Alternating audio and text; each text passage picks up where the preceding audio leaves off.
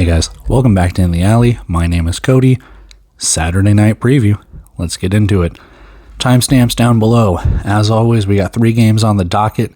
It's kind of a shorter week. Not everyone is playing. 4 teams are on a bye. We've already had teams play on Friday. Let's go. All right. Let's get into it. Preview number 1, 6:05 Central Time. YouTube and Caffeine TV, live from the Freeman Coliseum in San Antonio, Texas. The 4-1 Frisco Fighters in San Antonio to avenge their only loss. 2-3 are the Gunslingers. We've seen this movie before. No, they played last week. Duh. Leading rusher and passer are the quarterbacks of each team. Devin McCoy leading and receiving for Frisco. San Antonio's leading receiver, DJ Myers. I just want to point out here, and looking at these stats as you guys see them too, it is so absurd what Castronova has done. Almost 1,000 yards in 5 games. Insane. 1 interception to speak of, and 28 touchdowns. I don't know. There's no words I can describe it. It's insane, the work that he has done this season. Let's see if he can continue it. I mean, honestly, it's so good. Defensive leaders, Charles Williams, Roy C., and Norris Wren. Look for them to have, hopefully, a big game here. We'll see if they can put the clamps down like they did against Tulsa, or if it's going to be another just big back-and-forth battle. Defensively for San Antonio, Austin Collier, Ricky Wyatt, and Giovanni Sanders. They've done a little bit of a shakeup on the defensive side in the recent weeks. Players coming and going. Let's see if they are able to kind of keep it constant and go from there. Players to watch, Devin McCoy, 4 catches, 81 yards, and 2 touchdowns. He is averaging 20 yards a catch in last week's game against San Antonio. 2 of those catches are touchdowns. So he's a really big deep threat. He is a really, really big deep threat for TJ Edwards. He can get behind the defense. He's able to score. He's going to be a guy to watch. Defensively, I have Charles Williams. No, the stat line doesn't pop out that much. 4.5 tackles, half a tackle for a loss and a block kick. Defensive lineman tackles, I wouldn't say few and far between, but compared to linebackers or defensive backs where the ball is getting thrown past the line of scrimmage, it's nice to see almost 5 tackles from him. And you blocked a kick. He's got 14 tackles on the season, 4 tackles for a loss. So he needs to get after it. He needs to pressure Castronova, really, really shut him down, make him nervous, make him throw out of bounds, ruin his timing, things along those lines. You cannot let him carve you up. Simple as that. On the San Antonio side, just the opposite. Your Sam Castronova, 25 of 33, 222 yards, 8 touchdowns. 8. 3 rushes for only 6 yards. Again, they're one of those teams that just doesn't really rush the ball. They run for a minimal amount, and that's perfectly fine. There are some teams that have success. You look at San Diego. San Antonio's won a couple of games. They're adjusting. I know I harp on it. I wish they would open up the running game a little bit more, but right now, if you're passing it like that, you either got to keep slinging it, or you got to change something up here. No one's been able to stop the passing game yet. Defensive lineman player to watch, Harold Love, former Arizona Rattler. We just found out that he was on the team just last week, or at least I did. But hey, transactions are back, so now we know. 3 tackles, half a tackle for a loss and half a sack. Not bad for your first game in San Antonio. Not bad whatsoever. Key thing I have to say here too is San Antonio's defense is statistically one of the worst right now in the league. Frisco's offense is deadly. It's not to say San Antonio's isn't, but you've got to pick those numbers back up. I look for this to be kind of another barn burner, but we'll talk about that here in a minute. Series history, 1-0. Last week, 54-52, San Antonio wins. However, road favorite, 7-point favorite are the Fighters. Moneyline juiced pretty heavily to Frisco and an over-under of 103.5 points. Let's go take a look at our injury report, our 25-man roster, our bets. Move on to preview number 2. All right, injury report. Not a lot. Short-term injured reserve for Frisco, Richard Turner, Adrian Hernandez, and Desmond Rayford. As for San Antonio, season injury, Quan Stallworth, short-term injured reserve, Dante Elridge, to Darren Primes, or I think it's just Darren. I don't know if that second D is silent. And Victor Hampton, suspended. Jacoby Papillon, not really too much. I don't know if any of those guys played in the last game, so this could just be a straight for straight, hey, let's just lace them up and go back at it for round 2. Let's go take a look at the 25-man rosters and see what we got. All right, 25-man rosters popping up as usual. And like I said, not really a lot to go along with, especially on the Frisco side. It looks like Bryce Crawford is going to be back instead of Brad Namdar in the kicking category. I don't really see much else. Faison McClurge is off short-term injured reserve. We'll see if he slots in a wide receiver category. I don't think he's played a single snap this season. As for everyone else, I think it's kind of just let's keep going with it. On the San Antonio side, they have brought in a couple of players. Vincent Gregory is off injured reserve. We'll see if he gets to play at all. They've got a pretty solid stable of wide receivers, so we'll see if he gets to play or if they kind of just keep him shelved. Played for Duke City last year, kind of see what goes on there. On the defensive back sides, I always laugh when I say that. On the defensive secondary side, they do sign Clifton Duck. He was with Sioux Falls. He was with Frisco as well a couple years ago. And they bring in Khalil Finley, rookie. Go from there. Clifton Duck has a nice little a tweet from a few days ago. If you want to go look at that, it's fun. I'm not going to touch on it, but it's fun. Anyway, we'll see what goes on here between these two teams. Linebacker should probably still be Ricky Wyatt. They've got Keith McGee listed as a linebacker. He's played defensive line before. I do like what they have defensively here, kind of making it a little bit more consistent. They have cycled through defensive backs like crazy. However, Giovanni Sanders, I believe, has been the only defensive back that's been with the team since, I believe, day one. Everyone else has been changed. Savante Davenport's back, though. He played last week. Tremont Wiley played last week. So we'll just see. We'll just see what goes on there. And that's pretty much it for the 25-man roster. Like I said, it's almost pretty much a, hey, lace them back up round 2. Let's go after it. Let's go check out our bet. We'll move on with preview number 2. Best bet ever, the contrarian. Under 103.5. I don't know if Frisco wants to get into a dogfight. And having it be that high scoring, it bodes well for San Antonio. But if Frisco can control tempo, and I think that might be something that they want to do to slow this game down. Everyone knows that San Antonio can score in a lick. But if you can control that tempo, force them into mistakes, and I think this might be a carbon copy of what I said last week when these two teams played, boa constrictor that offense to the point where you were wasting every second of the play clock, whatever you can do to limit the amount of possession San Antonio gets, and you have to capitalize on yours. I'm not saying San Antonio is going to win this game. We'll do the predictions and all that stuff later. What I'm saying, however, is we know that they can score fast. But we also know that they have one of the worst defenses. This could be a lot of points still. It could be in the 40s, maybe high 40s. However, I don't think we're going to see in the 50s. Under 103.5. Preview number 2. All right, preview number 2. 7:05 Central Time, YouTube and Caffeine TV, live from the Wells Fargo Arena in Des Moines, Iowa. The Quad City Steamwheelers 2-3, kind of licking their wounds a little bit. At the Iowa Barnstormers 0-5, back-to-back home games for them after a close loss to Arizona.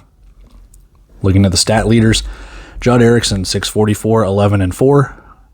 Edward Vander 39, 243 and 10, and Gerard Jared, however you pronounce it. Jared Harrington 18, 204 and 3. Looking at the Iowa side, Kyle King has finally supplanted Darius James Peterson, 349, 7 and 2. Robert Washington has supplanted Darius James Peterson in the rushing category, 45, 148 and 4. Kean Williams, still your breakout star there for the Iowa offense. Defensively, Keyshawn Moore, he is breaking out defensively.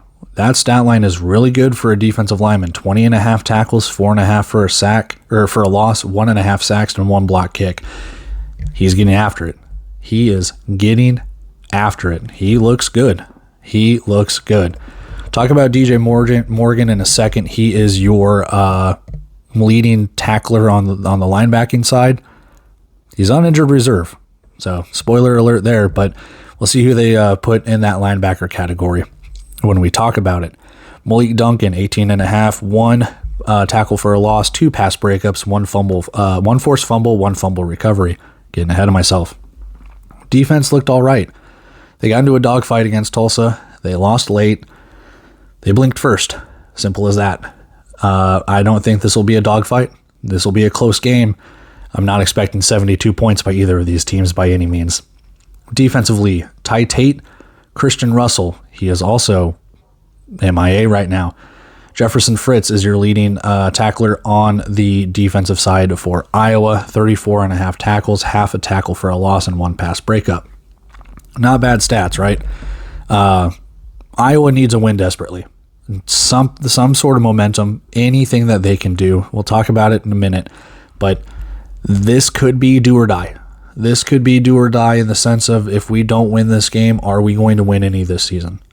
I don't know if it's that dire yet, but yeah, they're still winless Jacksonville. They're still winless Sioux Falls and things like that. But, well, I say winless Sioux Falls with this before the Sioux Falls Green Bay game, so maybe I'm wrong in that regard. Maybe not. Who knows? Dun, dun, dun. Watch the other previews and recaps. Anyway, I think Iowa, they need this one. Some sort of momentum against a rival right down I-80. They need it. Quad City needs this one in the sense to get back to 500, and the fact that they just got their you-know-what pushed in at home, or at, was it? Yeah, it was in Quad City. In Quad City against Tulsa. You need to get back up into that playoff contention. You lose this game, there's a little bit of separation, especially if Tulsa beats Jacksonville. So this game has a lot of meaning for both teams. We'll see what happens. Players to watch. Edward Vander. I look for more of the same. I do. He's been rushing really well. 9 rushes, 69 yards, nice. 3 touchdowns, 1 catch for 4 yards.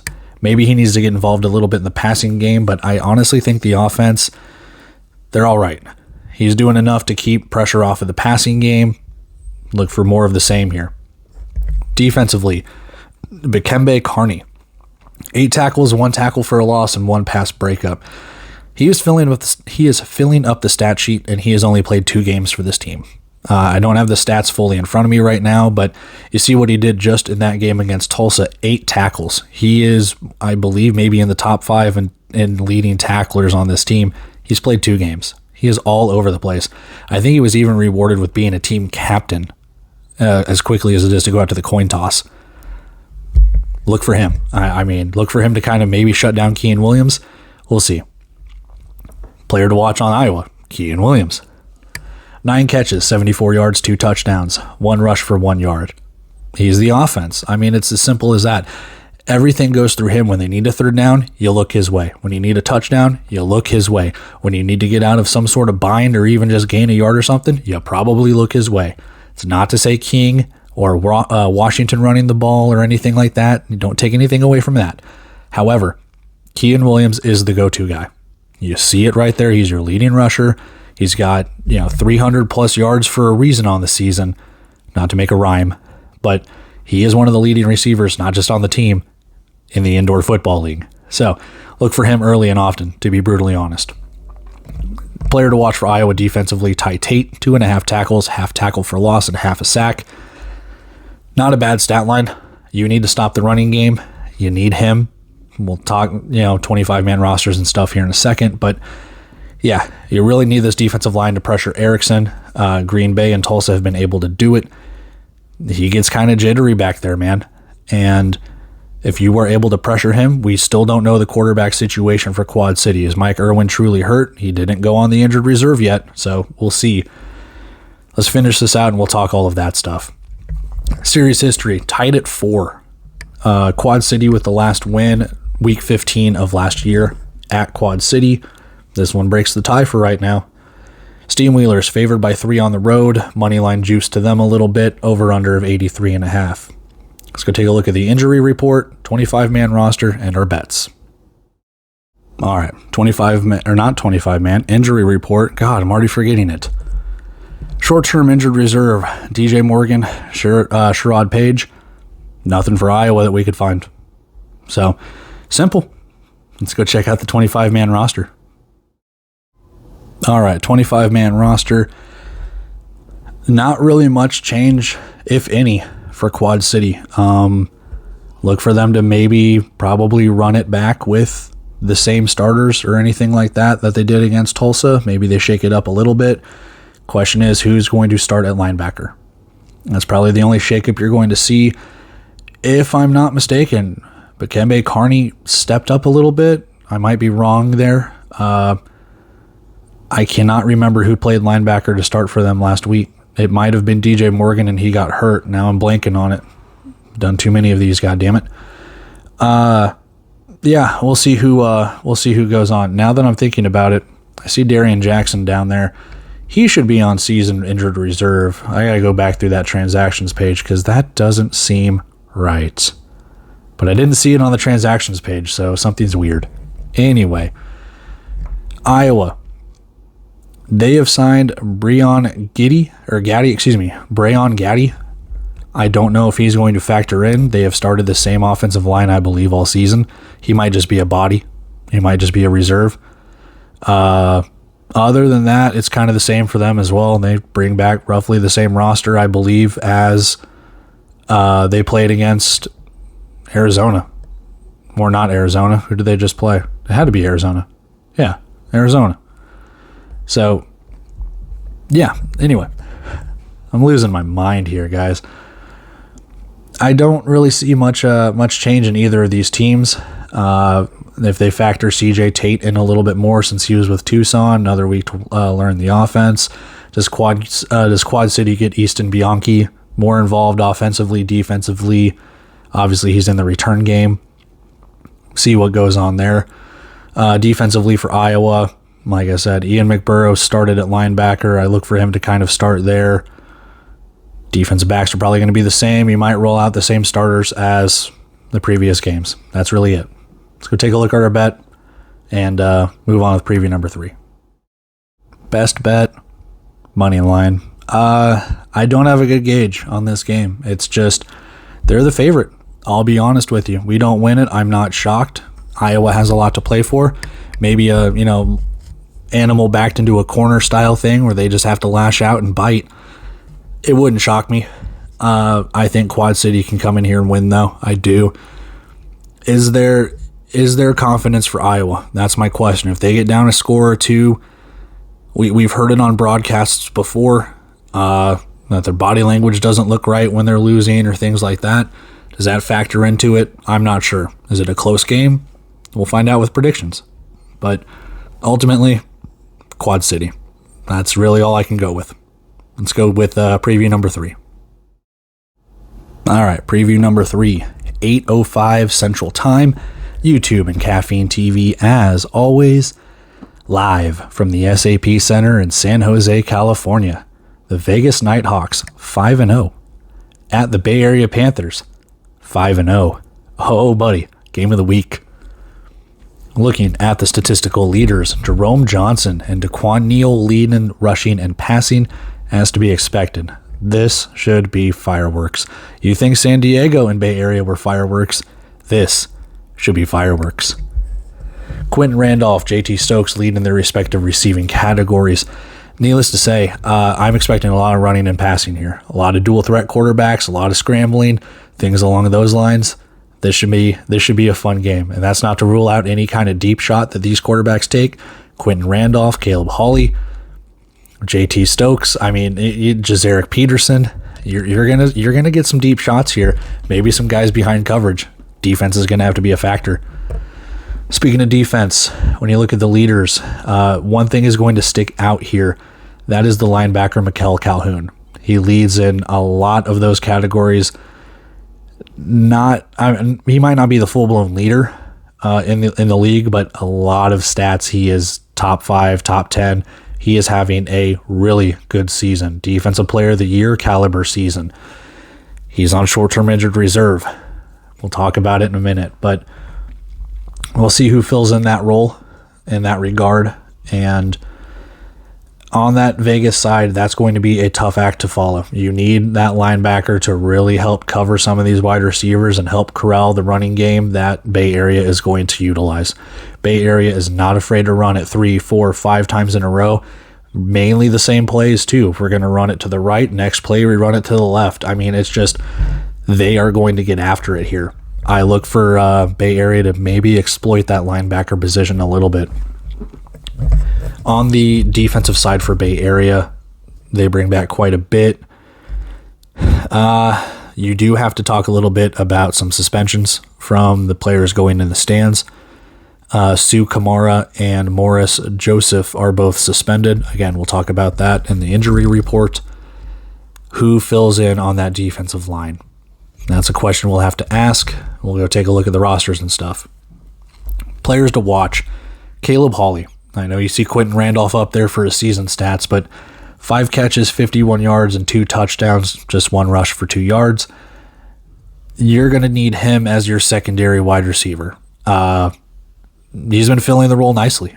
When Quentin Randolph is covered, or maybe even sometimes double covered, who knows, Caleb Hawley has been able to get behind the defense. He did really, really well against Duke City. He's done well against Jacksonville. Caleb Hawley, he could have a good game here. Defensive back, James Caesar. I originally had Mikel Calhoun here until the transactions page came back. And he's going to have to shut down JT Stokes. He's going to have to shut down Jazarick Peterson. He's going to have to shut down anyone on that offensive side that he can. 3.5 tackles, 1 tackle for a loss, and 1 pick against Duke City. This isn't Duke City. You need your defense to step up here big time. On the Bay Area side, Daquan Neal, 12 of 17 for 99 yards and 2 touchdowns, 16 rushes, 52 yards, and a touchdown.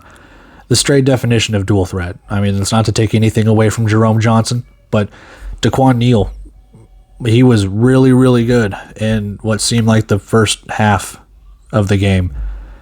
He only missed 5 passes. Those yardage numbers are a little left to be desired, but given how good San Diego put the clamps down on him in the second half, given all the weirdness that has gone on between those 2 games, Daquan Neal's got to have some sort of a, lack of a better, like a Heisman moment, an MVP moment.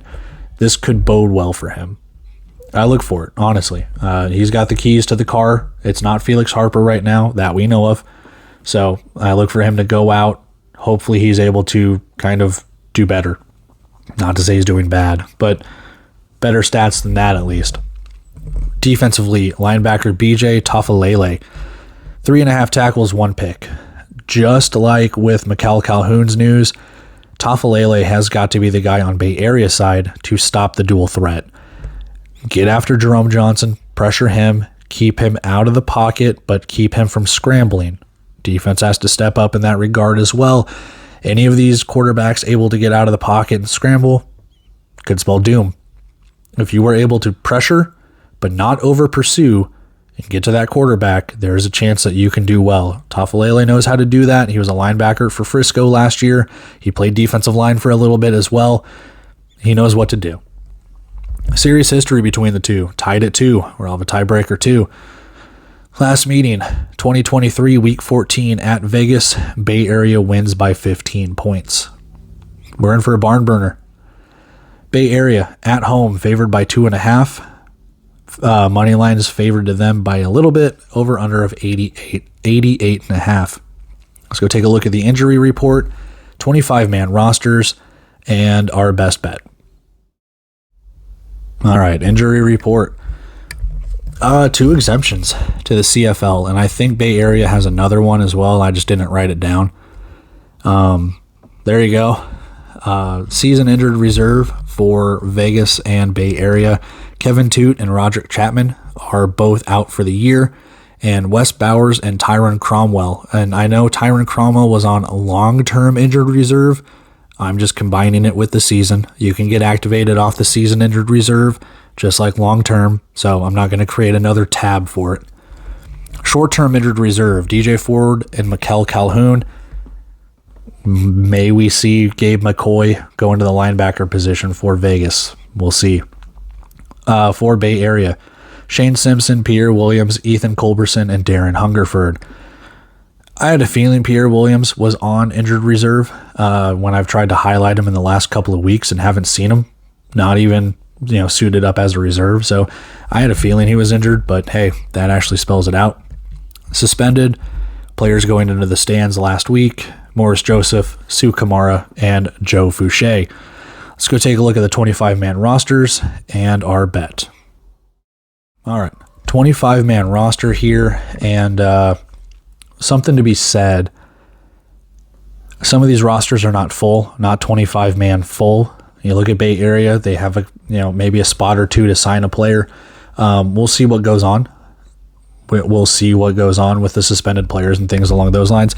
They only have 2 defensive linemen, so they're clearly probably going to have to sign a body there, unless they have Tafalele go and then someone drops down from the defensive back to play linebacker, or unless they have an offensive lineman switch over to defensive line for a game.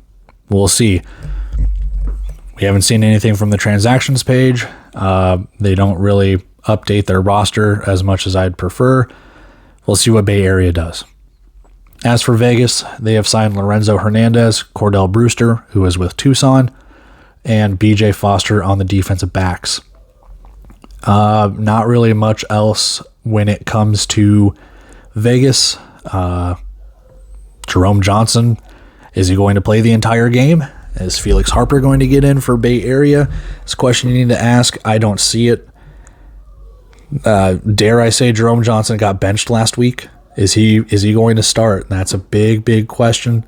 I think he is, but I think that's also Mike Davis's way of saying I am not afraid to pull the leash if I need to. So there's your 25-man roster. Curious to see how it plays out. Like I said, Gabe McCoy for Vegas, listed as a linebacker. He's played defensive line for a little bit. I could see him slotting right back into that role and playing linebacker for Vegas. And I think everything else kind of stays the same for the Nighthawks. A little bit of the same for Bay Area. We'll just see who goes on the defensive side. Let's go take a look at our bet. We'll wrap up with our predictions and get on out of here. All right, best bet, -2.5. I know the suspensions are one thing. Losing Fouché on the defensive secondary kind of sucks. Morris Joseph starting on the defensive line as well kind of sucks. But there's just something about me that leans more towards Bay Area. Could be home field advantage. I know Jerome Johnson, Caleb Hawley, Quentin Randolph, that offense is electric. Losing Mikel Calhoun does suck, but I think they can plug that hole.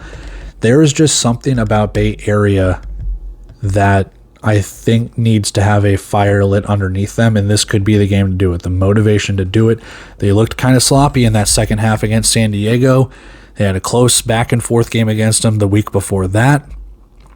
They need to get after it. I think this is a game for them to do it. However, just like Quad City and Iowa, if Vegas wins this game by any margin, no surprise. This could be a Western Conference final preview, honestly, and we get to watch it early. Ultimately, though, I'm taking Bay Area -2.5. A field goal could win it. That's a small margin.